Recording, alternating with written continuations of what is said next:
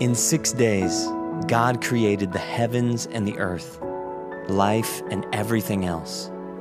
And on the seventh day, he rested.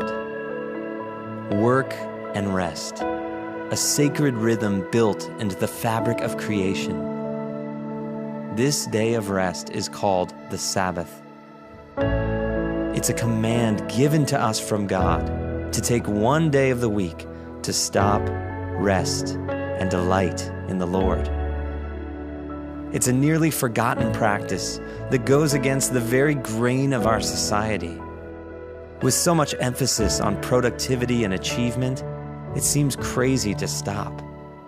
Why would God ask us to do this? It's because we are limited people. God never meant for us to be defined by our work. We are His children, made in His image, and the Sabbath reminds us of who we are. Jesus said, "The Sabbath was made for man, not man for the Sabbath." It's a reminder that we are no longer slaves. We have been delivered from bondage by the blood of Jesus, and that's why we can be truly content. So on the Sabbath day, we stop. We put down our work, realizing that it does not define us. We rest. We allow our minds, bodies, and souls to slow down. We delight. We enjoy God, our families, creation, and all the good things that God has given us. The Sabbath is a gift given to us by God, to us for our good. So today, let go of your striving and receive the gift of Sabbath.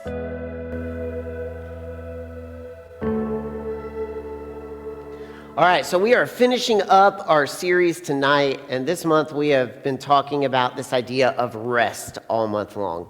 And how do we have a healthy balance in our lives of rest and making sure that we are not constantly working, but we are having a healthy balance of rest. And so the first week we talked about how we should just give ourselves permission to rest.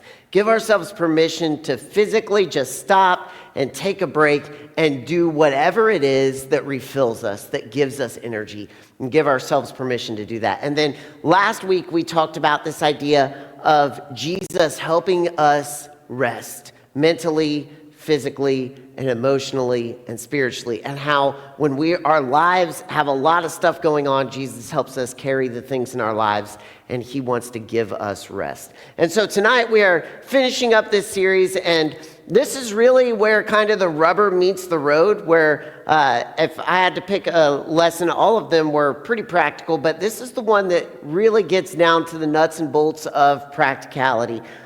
So this is really about celebrating what we say no to. Celebrating what we say no to. When I was in middle school, I was a basketball card collector. It was at the height of the 1990s NBA. Michael Jordan, Reggie Miller, Shaquille O'Neal, all of those guys were in the league, and I loved it. And so for my birthdays in middle school, I always asked for basketball cards, and I was super excited to open up the packs and see what cards I got and stick them in the little plastic sleeves so they were nice and protected.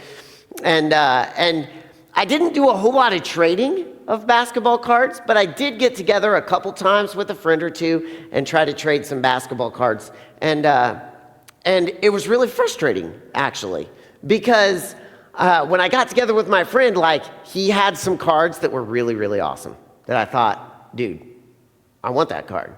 But the problem was, if he held up a card that I wanted and was like, I'll trade you so you can have this card, he wanted one of my cards that I thought was really, really awesome. And so in that moment, I had to make a decision. I realized that I could say yes to getting his card that I really wanted, but if I said yes to the card that he was offering me, there was a problem, because I was suddenly saying no to keeping the card that I really wanted that was already mine. So I could say yes to his, but if I said yes to his, I was saying no to mine.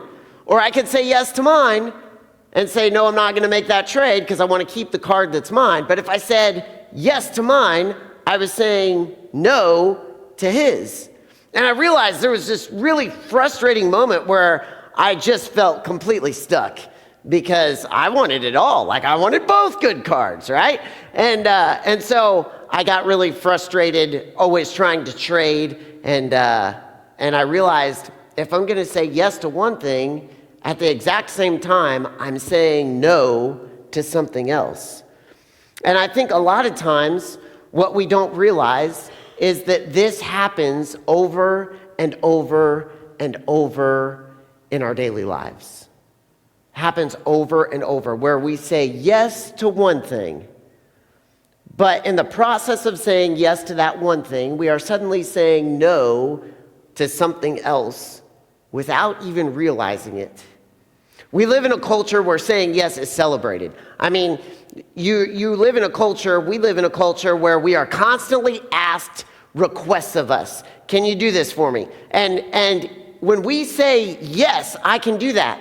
Yes, I can take that on. Yes, I will handle that for you. Yes, I can hang out on Friday night. When we say yes, that is immediately celebrated. People are happy with us. They're excited about the fact that we are saying yes, that we are able to do something for them, that we can be there for them, that we can hang out with them. But here's the thing that I think we fail to grasp often, is that we get in this habit of saying yes.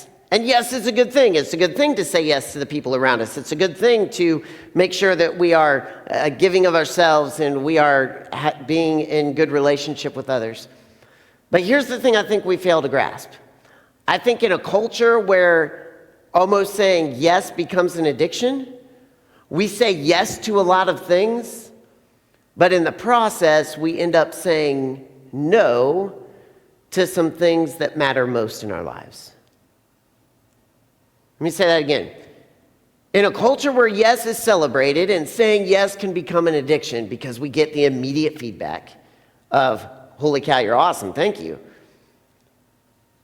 We end up saying yes to a lot of things, and in the process, we end up saying no to some of the things that matter most. And so here's the big question for tonight. Are we saying yes to what matters most in our lives? Are we saying yes to the things that at the end of the day, these are the things that I want my life to be about? Yes, I will do that. And what does it look like to say yes to those things and possibly say no to some other things?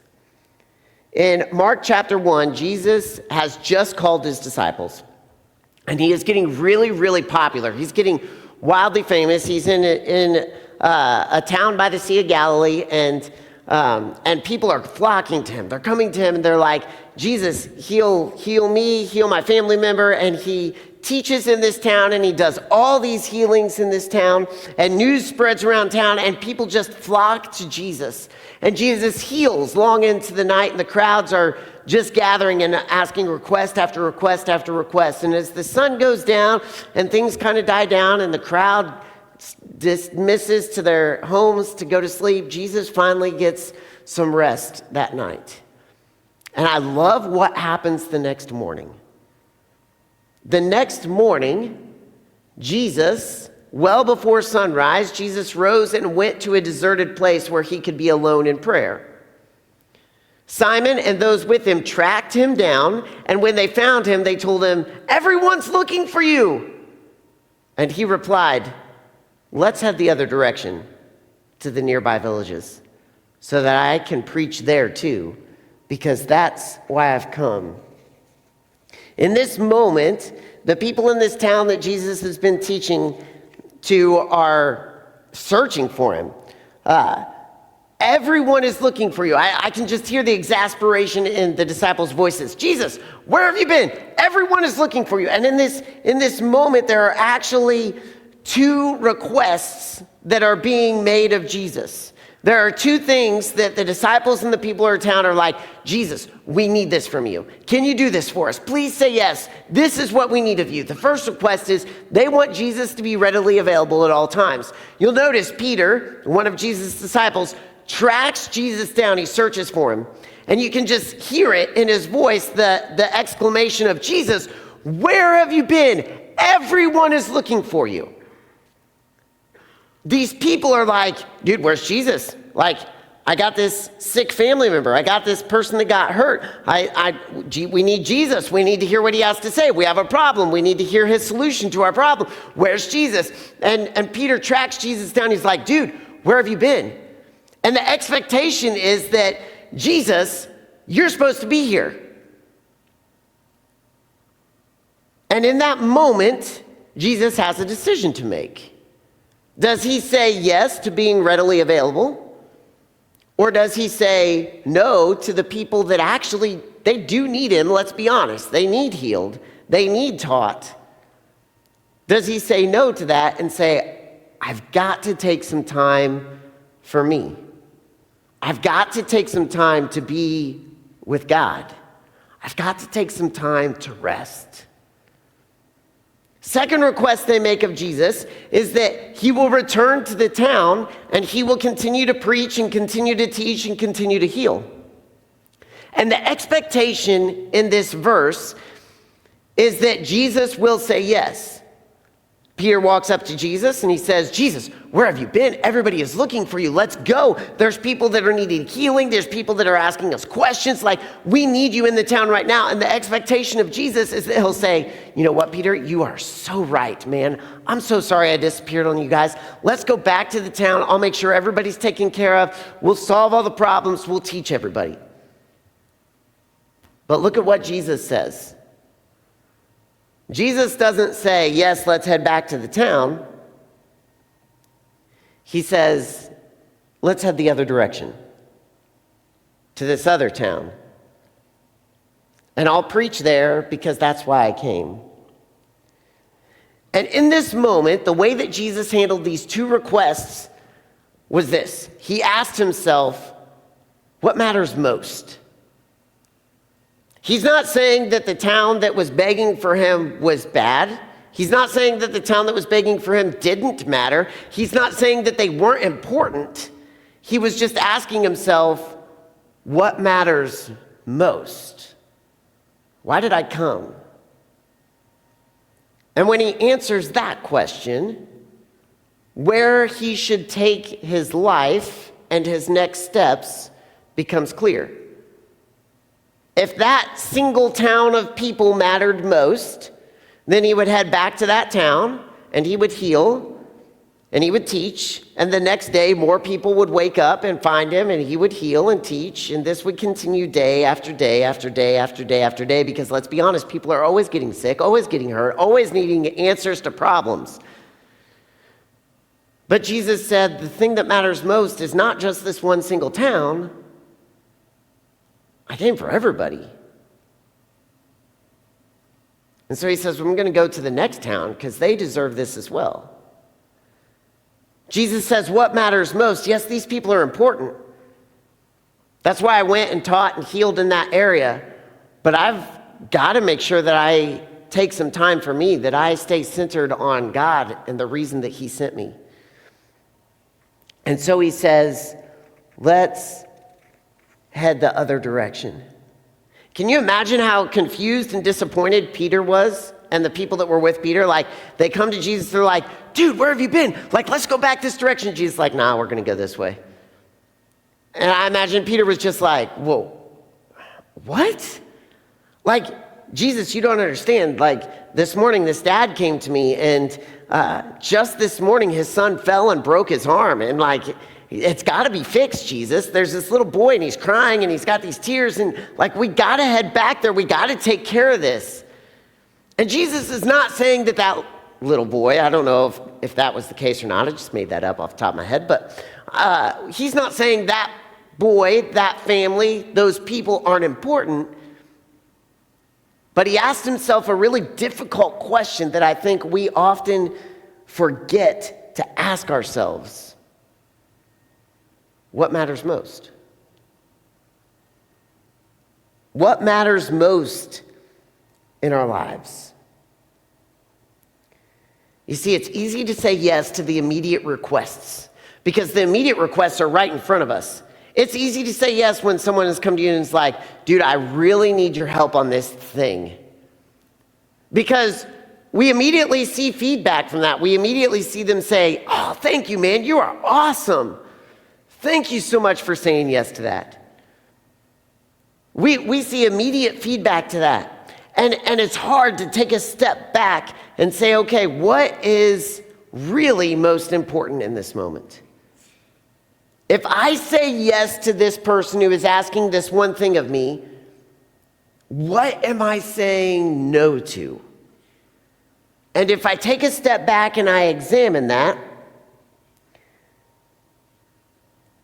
is saying no to that thing more important than saying yes to this thing?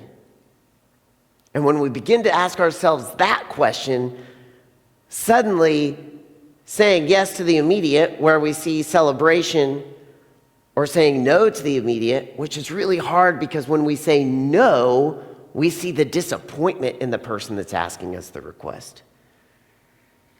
When we say no and we say, it's not that you don't matter, it's just that I've got this other thing. That's hard. But listen, saying yes to the immediate requests in our lives, saying yes to the immediate requests in our lives means that we've probably said no to some things that mattered most. Saying yes to the immediate requests in our lives means that we are probably saying no to some things that really matter most in our lives. And so what do we do? What do we do? Well, two things really quickly. We have to begin honestly answering this question: what matters most? Think about it. Honestly answer that question. What matters most? How important are your friendships? How important is your family? How important is your academics, your school? How important is your job? How important is the sport you play? How important is it that you rest? Now, all of those things are important, but at certain times in your weekly schedule, you are going to say yes to some of those things, and in the process of saying yes to some of those things, you are also saying no to some of those things. And so you face a situation where you have the option for an extra practice in the sport that you're in, but you're really struggling in class and there's a huge test tomorrow. Which do you say yes to? Which do you say no to? A friend asks you to go to the movies, but your little sibling has been looking forward to hanging out with you all week. Someone asks you to pick up an extra shift at work, but you've had a crazy week and you know you need to rest and just take a break because you are just completely overwhelmed. How do you begin to weigh out, all right, what matters? And guys, sometimes those are going to change. That's the beauty of asking ourselves this question often. Sometimes we're going to look at that and we're going to say, yeah, I can take that extra practice on. Sometimes we're going to say, man, I really need to study. Sometimes we're going to say, yeah, I can hang out with this friend that's asking me to hang out. And sometimes we're going to say, no, I really need to rest. And it's important that instead of falling for the addiction of immediately being like, yeah, dude, I got you, we take a step back and we say, all right, give me a minute just to think. What am I saying no to? In this moment, when I say yes, what am I saying no to? The first thing we begin doing is we honestly start asking what matters most in our lives. What matters most in our lives? Some of you have experienced situations where you've seen your own parents focus on their careers and forget about you. It's not that their careers aren't important, but you would like to be able to say, I matter to my parents. And in your own lives, there are going to be situations where it's really, really tempting to chase the yeses. But we've got to focus on what's most important in our lives so that we have a healthy balance. And there are times where we say yes to some really good things so that we can, or say no to some really good things so we can say yes to the things that matter most. And that leads right into our second thing. First thing, what matters most in your life? Second thing, we've got to start making no a larger part of our vocabulary. We've got to start making no a larger part of our vocabulary. Listen, it is easy to say yes to the bad requests in your life. It's easy to say yes to that text from that person that you have no idea who they are, and they're like, dude, I really need some cash right now. Can you click on this link and send me some money? That's an easy no.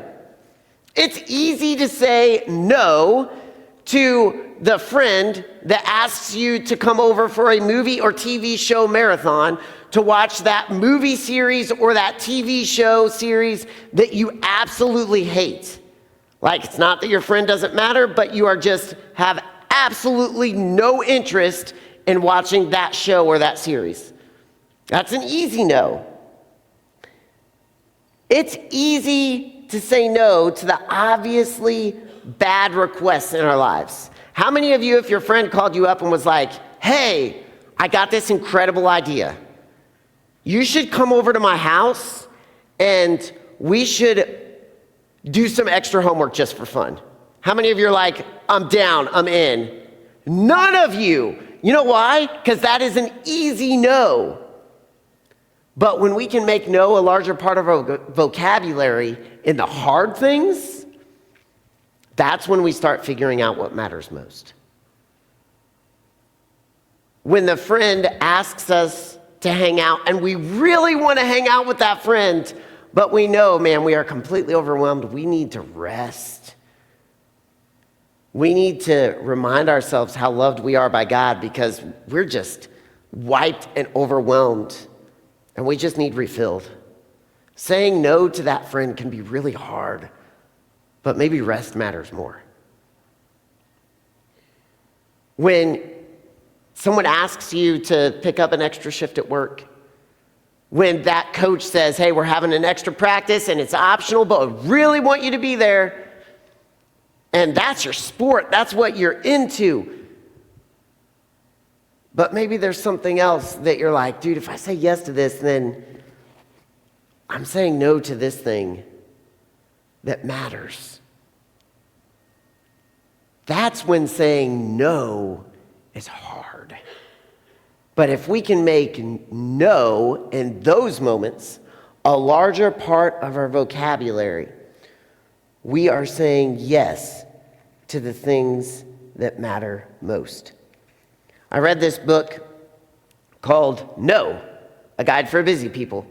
It's by this guy named Doug Fields, who is like a youth ministry guru. And he said this: say no to the wonderful people around you so you have the space to say yes to what matters most. I love that quote. Say no to the wonderful people around you, the wonderful things, so that you have the space and the freedom to say yes to what matters most. It doesn't mean you will always say no to those people. It doesn't mean you will always say no to those situations, but there will be times where you will say no because something else matters most. And we can celebrate that. When the disciples found Jesus and they were like, Jesus, we got to go back. Jesus was like, we got to move forward. We got to move on. We got to say yes to this next thing. Because saying yes to this next thing is really, really important. So how do we get better at saying no? How do we get better at saying no? Real quickly, we have to begin honestly answering the question, what matters most? And we have to make no a larger part of our vocabulary. This week, you will face a ton of decisions in your life. You will have the opportunity to say yes to all kinds of things.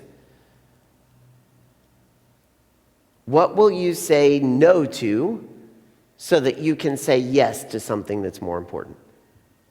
One more quote I want to read from this book that I think really sums this up really well. If you want to thrive for your friends, how many of you want awesome friendships? I do. I want to thrive in my friendships, in my relationships. I want them to be absolutely incredible. If you want to thrive for your friends, if you want to thrive for your family, if you want to go deeper as a person, like I want my life to just be this life that is full and deep and incredible.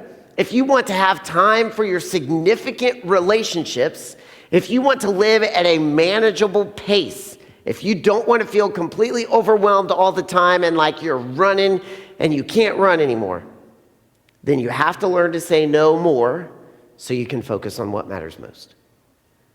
If you want to thrive in your friends and family, if you want to go deeper as a person, if you want to have time for your significant relationships, if you want to live at a manageable pace, you have to learn to say no more so you can focus on what matters most. And so every single week I give a practical challenge, and I'm going to give a practical challenge this week just like always. And here it is. I want all of us in this room to start building our no muscle.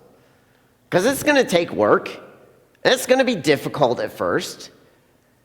But if we can start making that muscle stronger, of saying no to some good things so we can say yes to some better things, our lives will be more rich and more full and more open to what matters most.